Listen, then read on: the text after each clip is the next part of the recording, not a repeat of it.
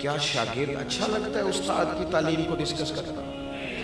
اور وہ کبھی ڈسکس کرے تو استاد کو یہ اچھا لگے گا؟ یہ آپ کسی بھی مہذب معاشرے میں کبھی یہ کام کر کے دیکھیں، یہ تکلیف کا باعث ہے۔ لیکن میں کس طرح یہ بات عرض کروں کہ لوگ امتی ہو کے نبی پاک کا علم شریف ڈسکس کرتے ہیں، وہ لے کے بیٹھے ہیں اپنے پاس کاغذ قلم اور لے کے بیٹھے ہیں حدود اربع کہ ہم بتائیں گے اتنا تھا اتنا نہیں تھا۔ یہ شکوک پیدا کیے گئے، شکوک کمزور کرنے کی کوشش کی گئی تاکہ کسی طریقے سے جتنی چیزیں آج دنیا میں لانچ کی گئی ہیں یہ صرف شکوک پیدا کرنے کے لیے، تاکہ خالی ذہن لوگوں کے دلوں میں آپ مانے نہ مانے۔ میں جتنے لوگوں سے ملتا ہوں میں تجربے سے کہہ سکتا ہوں کہ ایک بڑا طبقہ ایسا ہے جسے صرف مشکوک بنایا گیا ہے، جسے صرف ڈسٹرب کیا گیا ہے ذہنی طور پر۔ وہ لوگ جو بڑے محبت سے بڑے شوق سے کوئی درود شریف پڑھ رہے تھے، انہیں آگے کہا گیا یہ والا تو پڑھنا ہی نہیں چاہیے، وہ کب سے پڑھ رہا تھا۔ مشکوک کرنے کی سازش کی گئی۔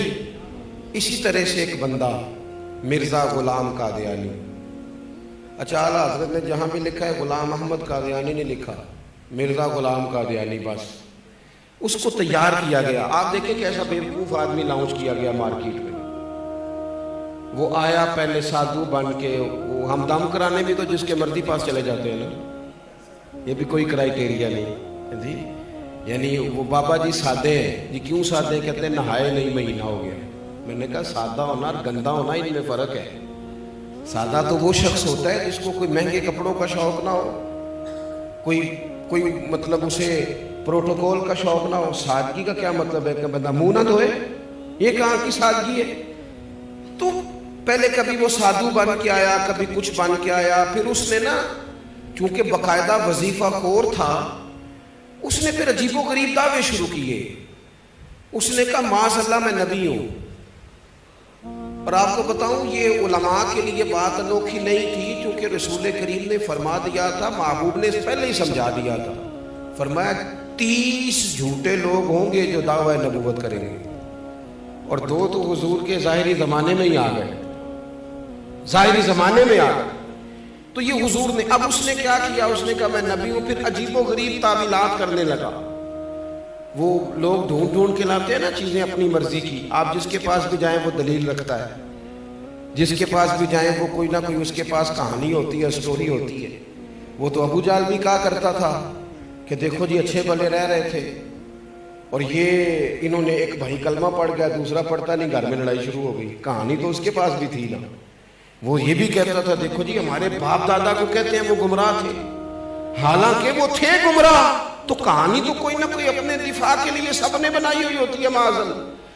اس نے جب کہا میں نبی ہوں تو وہی لوگ میدان میں آئے جو ہمیشہ آیا کرتے ہیں، وہی لوگ آئے، علماء ربانی جی، مارے کھائیں، جیلیں کاٹی۔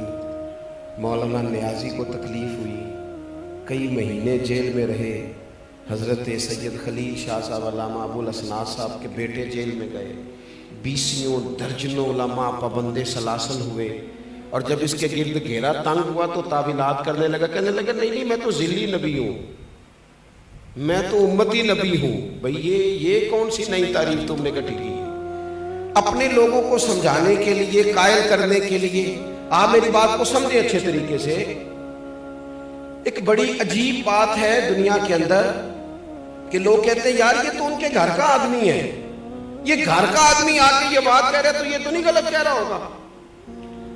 ان لوگوں نے یہ کیا کہ اسلام کا لبادہ اوڑھ کے جب یہ کہنا شروع کر دیا نا کہ حضور آخری نبی نہیں، معاذ اللہ، تو انہوں نے ایک دروازہ کھولنا چاہا، ایک نیا شک پیدا کرنا چاہا۔ وہ جو امت حضور سے وابستہ ہو گئی تھی پوری طرح، ان کے ذہنوں کو منتشر کرنا چاہا، ایک نیا دروازہ، تاکہ جس کا جی چاہے وہ اندر آ جائے، جس کا جی چاہے وہ اندر آ جائے۔ اب ضروری تھا کہ ان لوگوں کی علماء نے حکم شرعی بیان کر دیا تھا، اعلیٰ حضرت نے بہت پہلے لکھ دیا تھا کہ یہ کافر ہے بلکہ مرتد ہے، اور فاضل بریلوی نے یہ فتویٰ دیا کہ جو اس کے کفر میں شک کرے، آپ کی توجہ ہے میری بات پر، جو ان کے کفر میں وہ بھی کافر ہے۔ اس لیے کہ جس طرح اعلیٰ حضرت فرماتے ہیں جس طرح اللہ کو اللہ ماننا، صمد ماننا، بے نیاز ماننا، لم یلد ولم یولد ماننا ضروری ہے، یہ جملے ہیں، فرماتے ہیں اسی طریقے سے نبی پاک کو آخری نبی ماننا بھی ضروری ہے۔ اور جو آیت میں نے قرآن مجید کی پڑھی، ما کان محمد ابا احد من رجالکم ولکن رسول اللہ وخاتم النبیین، فرمایا محمد صلی اللہ تعالی علیہ وسلم مردوں میں سے کسی کے باپ نہیں، ہاں وہ اللہ کے رسول ہیں اور نبیوں میں سب سے آخری ہیں۔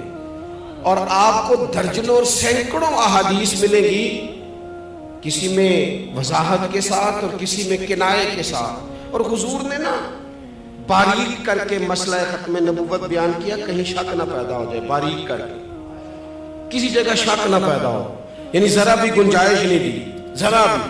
فرمایا میرے بعد اگر نبی ہوتے تو عمر بن خطاب ہوتے، اور ساتھ ہی فرما دیا ہوں میں آخری نبی، میرے بعد ہوگا کوئی بھی نہیں۔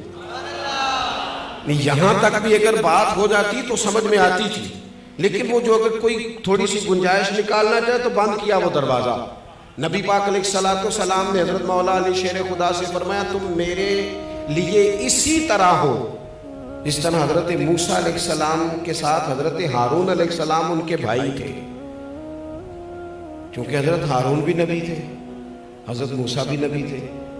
اب محبوب کریم نے اس دروازے کو فوراً بند کیا۔ یہاں تک بھی بات ہو جاتی تو امت سمجھ جاتی کہ یہ بھائی بھائی کی تمثیل ہے۔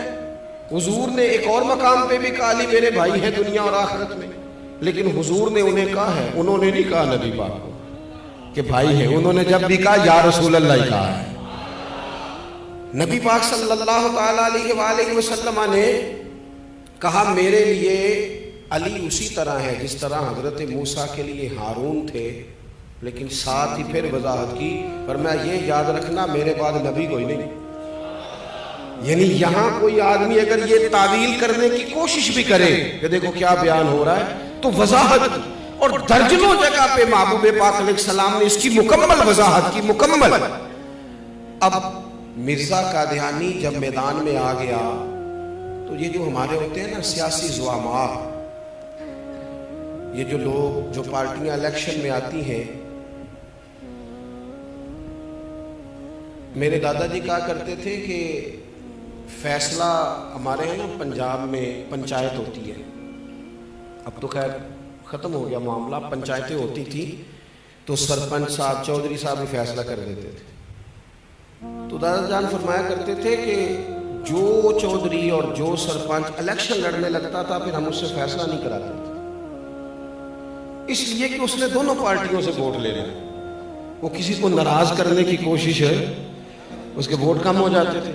ہم اس سے فیصلہ نہیں کرایا کرتے تھے، ہم وہ والا سرپنچ ڈھونڈتے تھے کہ جو فیصلہ تو کرے لیکن اس لالچ میں نہ پڑے کہ اگر میں نے فیصلہ کسی کے خلاف کر دیا تو پھر وہ مجھے ووٹ نہیں دے گا۔ سیاسی زعماء کا یہ مسئلہ ہوتا ہے کہ انہوں نے لینے ہوتے ہیں ووٹ، کسی کمیونٹی کو ناراض نہیں کرنا چاہتے، یہ چاہ نہیں رہے تھے کہ ملک کے اندر قادیانیوں کو اقلیت قرار دیا جائے، چاہتے نہیں تھے سیاسی زعماء، اللہ ماشاءاللہ کچھ اچھے لوگ بھی ہمیشہ ہوتے ہیں، چاہ نہیں رہے تھے، پھر علماء کو جد و جہد کرنی پڑی۔ میں چھوٹا ورکر ہوں دین کا، شاید جتنے لوگ کام کر رہے ہیں ان سے سب سے چھوٹا میں ہوں، اور یہ عاجزی کے طور پر نہیں کہتا، میرا یہ حسن ظن ہے کہ میں نے زندگی میں بڑے بڑے مخلص لوگ دیکھے ہیں، جب ان کا کام ہم دیکھتے ہیں تو محسوس ہوتا ہے کہ واقعی ہم لوگ کمزور ہیں، ہمیں بہت کام کرنا چاہیے۔ آج بڑے وسائل ہیں، اپنی بات پہنچانا بڑا آسان ہے، لیکن جب پلٹ کے وہ زمانہ دیکھتے ہیں نا جب یہ مشترکہ تھا، ہندوستان پاکستان حکومت انگریز کی تھی اور قادیانی کے خلاف تحریک چلانی تھی، تو کتنی جد و جہد کرنی پڑی اعلیٰ حضرت فاضل بریلوی، کتنی کوشش کرنی پڑی پیر جماعت علی شاہ صاحب کو، اور شہزادے ہیں حضور غوث پاک کے پیر میرے علی شاہ صاحب۔